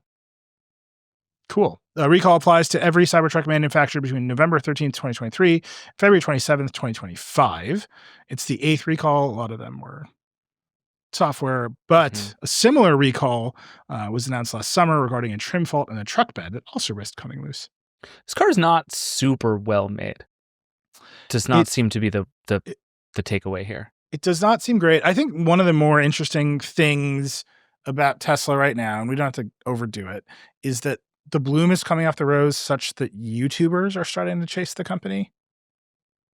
So there's that Mark Rober video this week about autopilot and LiDAR, and there's a lot of weirdness with that video. We don't have to like over talk it, but there's just some, like when he drives the car through the wall. If you've seen the video, he drives Tesla through a wall that's like a Wile E. Coyote painting of more road because the thesis is the cameras won't be able to detect the wall because they just use vision, so they'll just see road. When he drives through it, it like is a Looney Tunes cutout of like a thing you would drive through. Like it's an entertainment piece. You can tell that it's an entertainment piece. But there's that. You can see Jerry-rig Everything has been really harsh on the Cybertruck lately. Marquez has been posting about his Roadster pre-order that is never shipping. I think he wrote aged like milk over a screenshot of it. You're just seeing it's like it's fine now in a way that, they're still getting intact and there's quite a lot of angst about it, but it's just fine now to point out the problems with this company and its cars. And that's a pretty big change. Yeah.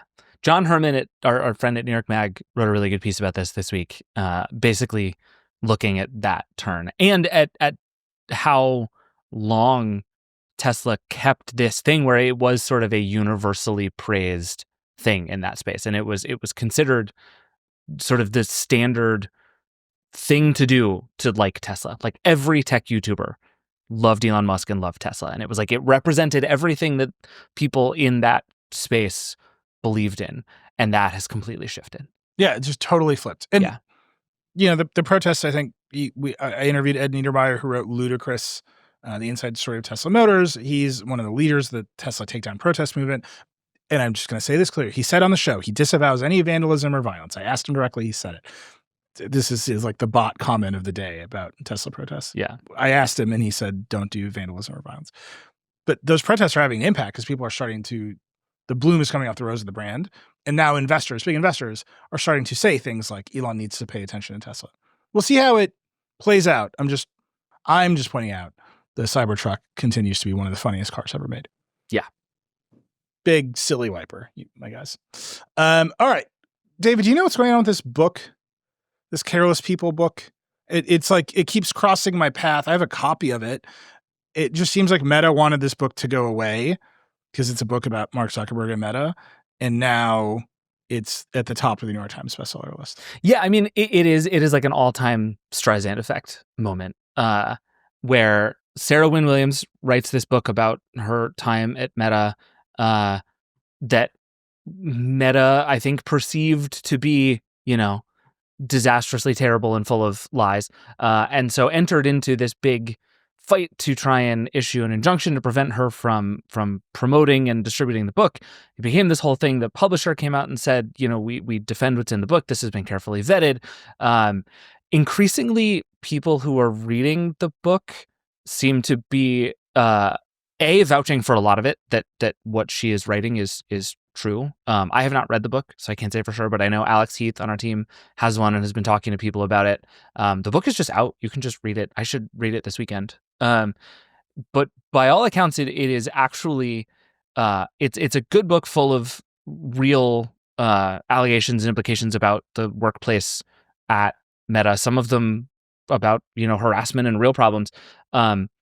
Meta has just played this exactly the worst possible way if you're Meta and don't want people to read this book. Because now, like you said, it is a #1 bestseller, which I would say for even a pretty splashy like memoir of a person's experience inside of a company is pretty unusual. To be a #1 bestseller is not an easy thing to pull off. And now this book is a huge story. It is, I think the book itself is a bigger story than anything in the book at the moment, which is really interesting. Like this fight, I think, has subsumed some of the conversation about like the allegations of what has gone on inside of Meta, which is a weird way to have this conversation go. But it's very much out there now, and I suspect I, like many others, will be reading this book much more carefully and enthusiastically than I would have otherwise. Yeah, the weird thing about it is that Meta, they pulled out her like arbitration agreement, went to an arbitrator and said she's not allowed to promote the book. And then the publisher of the book, and then Meta completely overstated that ruling. And they're like, we've been vindicated, this book is lies, which is not what the ruling said. And then the publisher of the book is like, look, that has nothing to do with us. We're going to continue promoting the book. So we're in this weird limbo where Meta, we're doing free speech now. We're going to use community notes. Everything's wide open on Meta platforms, is actively trying to shut down speech. And the thing that happens when you actively try to shut down speech is definitely happening, which is everyone is curious about the thing they're not supposed to read. Yeah, right. It just never works. No. And of all of the companies who should know this, Meta should know this. And they're like Andy Stone, like Meta Comms is like on Threads every day being like, replying to anyone who says anything about this book, being like, this book is lies. Right? How dare you? Yeah. And it's just like, what are you doing? Like, what has you so worked up? And maybe it is all lies, but this isn't. But then you get people like Dustin Moskovitz, one of the co-founders of Facebook, saying essentially that he encourages everybody to read the book and that there are lots of allegations in there, but that actually inside of all of that is a really interesting and telling read about how the company works and how the personalities inside of the company operate. Like there's a lot about Sheryl Sandberg and a lot about Joel Kaplan, and it seems to be, again, I have not read the book. We should talk about this once we've both read it. But that there is a lot of just sort of interesting business memoir inside of here that is not super flattering to Meta, that now an awful lot of people are going to be exposed to. Because there is, I think, a really interesting version of this story that is like, there are big problematic allegations that will get talked about and will get run through the press and will become the story. But then there are, I think, the sort of lingering legacy of books like this is they do start to big picture change the way you understand how companies like this work. And I think we might get to that legacy much faster because this has become such a big story that it's like, oh, if for Meta to be this upset about this must mean she's telling the truth. And that becomes really powerful. Yeah. And I think like this book is going to have really interesting, different impact, even from the sort of immediately headline grabbing allegations that it makes. What's interesting is, I flipped through the galley. I haven't read it closely, but I flipped through the galley and I've read a bunch of stories about the book and some of the excerpts. And what's fascinating about it is it makes Meta seem really small and personality driven. Like Mark Zuckerberg is fiddling with individual content moderation decisions. Various executives are very personally driving the company. Which is the opposite of how Meta wants you to think about it. Right. Meta wants to be a government, right? Right. Like that's how they set up a Supreme Court, for God's sake. that nobody cares about. I would compare that to Mark Bergen, who's a great journalist. I think he's at Bloomberg. He wrote a book about YouTube called Like, Comment, Subscribe. He was on Decoder. You can listen to that interview. I love this book. It's a good book. Because it makes YouTube seem big. Like the scale of the problem that YouTube has to solve with content moderation, with what it is, with the interface, all this stuff, particularly under Susan Wojcicki, the book doesn't shy away from the problem, and it's deeply reported, and it's in the weeds of YouTube, and it makes the case somewhat persuasively that YouTube has a shitload of problems, and that like all these people are stressed to the max every single day, but the reason YouTube is perceived to be slow is because they're taking it seriously. Right. I can issue criticisms of YouTube all day, all night, and maybe we'll do that in another episode of the show. But it was just interesting comparing and contrasting these two books and what you're saying about the narratives that take hold of a company. Like that book is very, very critical of YouTube. And I really do encourage people to read it or listen to that episode of Decoder. But it conveys the scale of the problem. It makes YouTube seem big in comparison to that scale.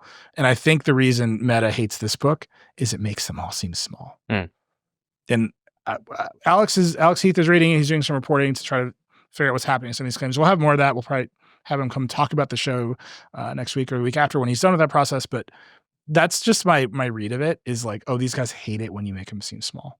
Yeah. Speaking of Meta, there's a little bit of ActivityPub news. After a big run for Blue Sky, ActivityPub, well, some glimmers. So maybe the most important one in terms of Meta, Threads, by the way, supports ActivityPub. Threads is now going to let you set your following feed by default. Just 5 years too late, but they're going to do it. 5 years too late for a 2-year-old product. It feels right. They're going to do it. I think that's smart. I think they've lost a lot of juice to Blue Sky. Yes. I think Threads, in a really funny way, I thought Threads was sort of speedrunning Instagram, where it was going to go and become this sort of central platform everybody was very quickly. And what it actually looks like it's doing is speedrunning Facebook, where it becomes the thing that everybody is on, but no one pays attention to really quickly. And I think Meta does not want to build another Facebook, even though Facebook has been very good to Meta for a really long time. Like that is a dying thing, and you don't want to get to the end state of that very quickly. And yeah, I think they are desperate to make Threads a place people want to hang out in the way that Blue Sky is a place people want to hang out. Yeah. And the size advantage it has is real, right? Like they continue to dominate in terms of like raw number of users and people and whatever, but like Blue Sky is more fun. And like we're in so many ways what Facebook was to Twitter, which is vastly bigger and totally irrelevant. Threads now risks becoming to Blue Sky. And if I'm Mark Zuckerberg and Adam Mosseri, I am like fighting tooth and nail to make sure that doesn't happen. And the best thing that has led to is better product. Like this truly, like this thing where you can just see your following feed does not happen if Blue Sky doesn't exist and isn't this popular. It just doesn't, because this company has very specific ideas about what it believes is best and is best for engagement. And the following feed is not good for engagement. It just isn't. And it doesn't matter because they need people to use the platform. Yeah. And it's so good that that there is real meaningful competition here, because it's forcing everybody's hand to actually build better products. I honestly think one of the biggest successes of the TikTok algorithm is that it is divorced from time, but it still manages to feel relevant right? There's something really good about that algorithm where you're like, some news happened today, and like you see it on TikTok in the algorithm pretty much right away, right? Like it just happens every day. Like whoever's on tour right now, you see clips from the concert of that night, like in real time every day. Threads is so divorced in time. Yes. Right? It like never feels relevant. So even you get the big algorithmic juice, which is what everyone wants to copy from TikTok, but you lose all of the relevance. And then Blue Sky is just a fire hose of nonstop apocalyptic relevance. But at least it's funny. You know, like I don't think they've nailed that. Because once you lose the relevance, then you're like Twitter like becomes meaningless. So you can have everybody there, but it's like, what's the point? And in particular, the thing that I think they've utterly biffed on is sports. Because if you don't want politics, right? They keep saying they don't want politics. They want to polarize. It's like, dude, just like build great, like hire every sports beat writer in America and pay Adam Schefter to put the trades there first. Right. Well, the problem is sports might move faster on the like new to irrelevant timeline than anything else. Because like play by play and signing by set, like all that stuff happens so fast, and it ceases to be timely and new seconds after it happens. And so I think for Threads to try and be more like Instagram, where they're a little more timeless and they can show you older stuff that is still interesting, doesn't work with any of that stuff. And like what I think Threads is slowly learning that Blue Sky learned really fast is that there is no middle ground between like Twitter and Instagram. You just have to do Twitter. Like you can't do Twitter on an Instagram pace. Like the only way to do it is at Twitter pace. And Blue Sky figured that out really fast, and I think to its benefit. Do you post to both? Every now and again I post to both, and my experiences, you just see that anything on Threads just lives a life free of constraint. It's so true. Free, like random people find it. They get mad at you for reasons that are impossible to understand because they're seeing your post like 6 months after it happened. Blue Sky is a very tight, constrained amount of anger, and then it dips. Like right. Everybody gets mad at you for 10 minutes, and then it's out of their face. Like a Threads post that goes is like 3 weeks of just randos being like, I bought a Mac 5 years ago. And it's like, I don't remember what we were talking about at all. Yeah. Speaking of ActivityPub, Ghost, the sort of open source rival, the Substack newsletter platform, they have completed the first switch of their ActivityPub integration. I think it's still in beta. You have to go enable it.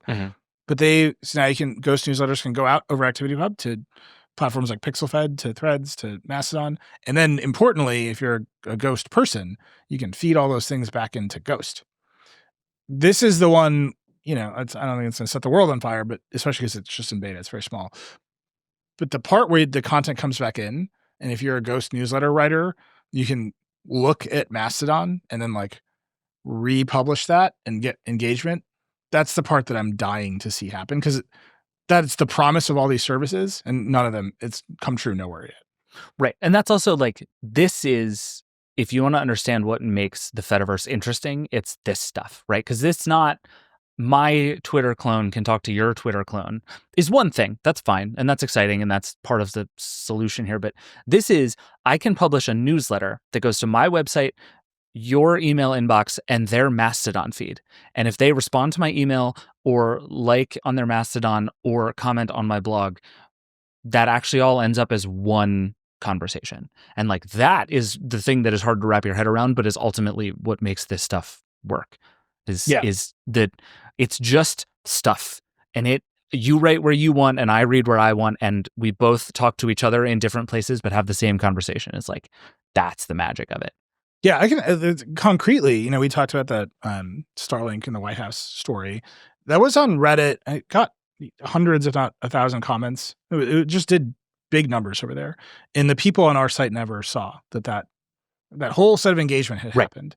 And if I could just connect those communities, maybe not directly, because I think there's value to having distinction between communities, but if I could just let you see, like, there's a huge conversation about this story happening somewhere else, and that's built into the piping of the internet, then we all kind of get more value out of all of it. Yeah. As opposed to being like, we basically just like gave Reddit a thing to generate free content about.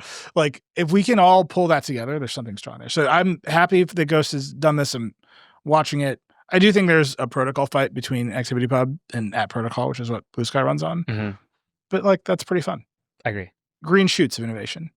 Okay, last one. I want to read you this quote. Ted Sarandos, the co-CEO of Netflix, the content CEO, gave an interview to Variety, and then they asked him about Apple TV, and here's what he said about Apple TV Plus. I don't understand it beyond a marketing ploy, but they're really smart people. Maybe they see something we don't. That's a pretty good dunk. I love this so much. He dunked on everybody in this one interview. He like came at David Zaslav and Warner Bros. Discovery for going with the Max name instead of the HBO name. He dunked on Amazon. He was like, they're good at football, but what else are they doing? But I agree, this was the best one. That he's basically like, I don't know, they can throw some money at this if they want to. Did you see also the Information had a story, I think today, that said Apple's streaming is losing over $1 billion a year? That it like maybe Ted Sarandos is right. Like maybe this is just Apple wanting to have an in with people and be able to bring Oprah Winfrey up on stage at events to talk about $1 billion pockets. And I do think there is more to it than just that, but it is not obvious what Apple is in this for. Wait, you don't think it's obvious? I mean, it's totally obvious. I think I can galaxy brain my way into a theory, but it is clearly not just trying to build a competitive streaming service. Like, no, it's definitely not that. Yeah. So, okay, what do you think it is? You think it's obvious? I think it's obvious. I think Apple's money doesn't come from the iPhone anymore, right? iPhone sales are declining. Mm-hmm. Mac sales are growing, but like just not enough. Apple's money comes from Candy Crush whales.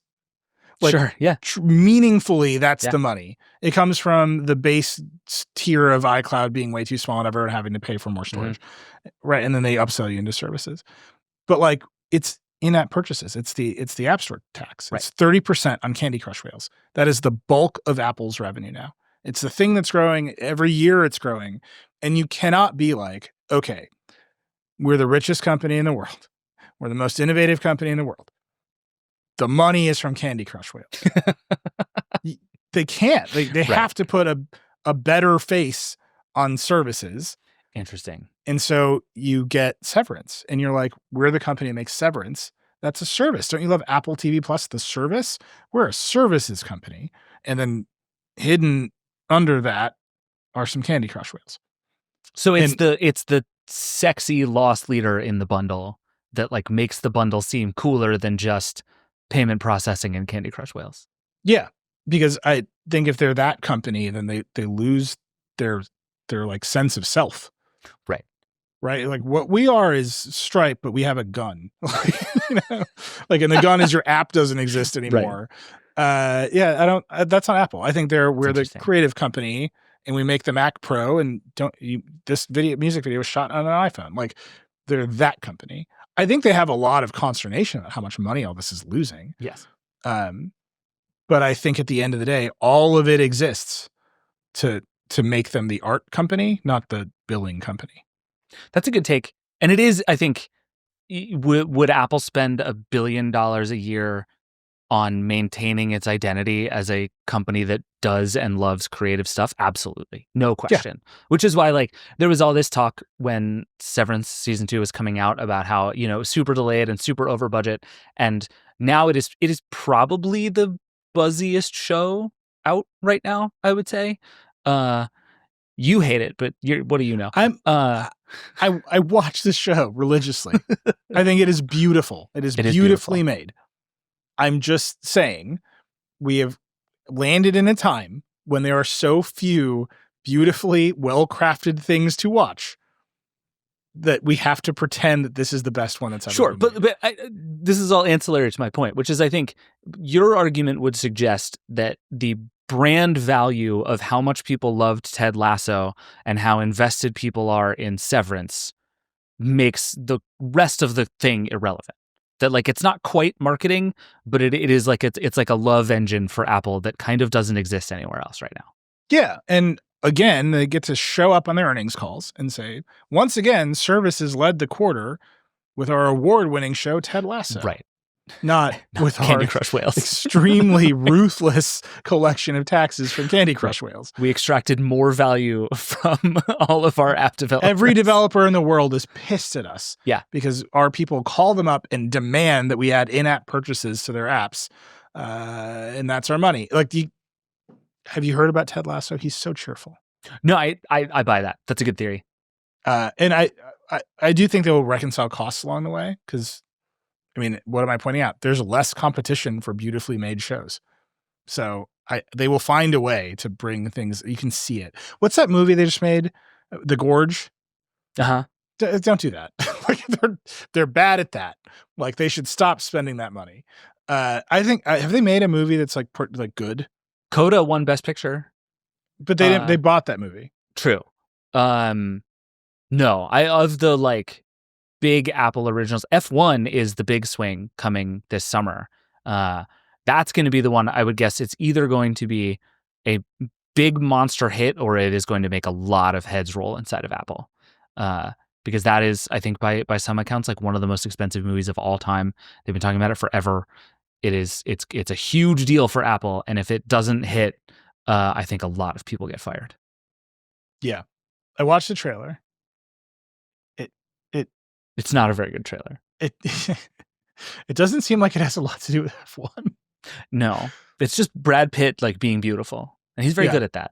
That said, like even at this point, Drive to Survive doesn't have a lot to do with F1. No, like I think it was Toto Wolff was like, this show is basically Top Gun, and I was like, yeah, it rules. So that's fine. Yeah, it's kind of right. Yeah. Anyhow, they will reconcile their costs, but you can see that I think Ted Sarandos knows that Apple has this to dress up its services line, and I think he's willing to take that dunk. Yeah, and I don't think Netflix feels pressure from any of the companies Ted Sarandos named here. Like, yeah. He's not worried about there was that one moment where they accidentally lit up Universal Search on the Apple TV, and everyone thought they caved. And they're like, "Nope, no, we misset a feature flag." Yeah, I kind of hope they did that on purpose, just as a flex. They're like, "Wouldn't it be cool if we did this?" Too bad. Yeah. All right, we're way over, like way over. Thanks again to Lauren for joining us. There's like a million stories on our site about all kinds of things: tech, coups, Netflix. It's a good website. You should read it. It's at theverge.com. We have the show notes will be lively this week. Yeah, there's a lot going on. That's it. That's Vergecast. Bye.